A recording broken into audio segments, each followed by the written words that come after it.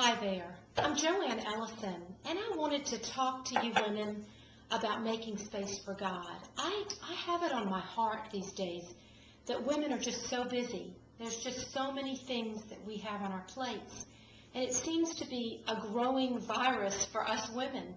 Believe me, I understand. I'm constantly having to recalibrate my life and figure out why all of a sudden I'm spinning out of control. But I want to share with you some of the things that have really helped me over the years, that have really helped me when my life seems busy rather than fruitful. I once heard it said that being busy, B-U-S-Y, is being under Satan's yoke. I don't know if you've ever heard that before, but I think it's pretty true, because we're not called to be busy women. We are called to be fruitful, because we're connected to Jesus, the vine, and we're the branches. And so as we're connected to Him, we're called to be fruitful. And the way we're fruitful is by making space for God, by making Him our top priority. And boy, is that hard to do, isn't it? I wanted to share with you just briefly about Moses, who figured it out. He made space for God in the most unique way. What he did is he was just in his ordinary day doing what his job was, which was watching over the flock of sheep. And he was out in the field watching his sheep.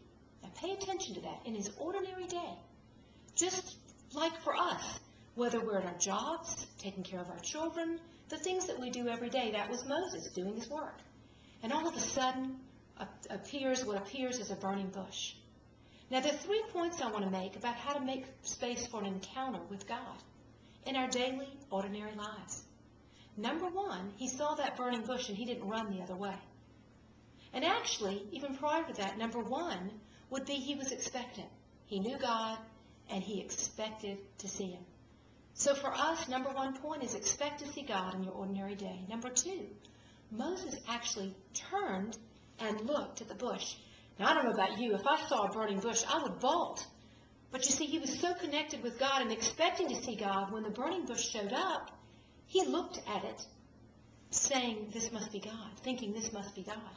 And the interesting thing is, so number 1, he expected to see God. Number 2, he turned in the direction of God, and then he had a God encounter.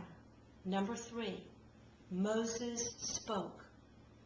God spoke to Moses out of the burning bush. And he said, Moses, Moses, this is holy ground. And then he commissioned him into his destiny. You all, God is in our midst all day long, in our everyday places. No matter what we're doing, where we are, changing diapers, He's there. And He's just wanting you to expect to see Him, to open up your eyes and ears, your spiritual eyes and ears, and to go into that God encounter. And when you see that burning bush, whatever it may be, go towards it and trust me. Trust me, women of God. God will speak to you. And many of you are waiting to hear from Him. Let me know what you think about that. I'd love to hear from you.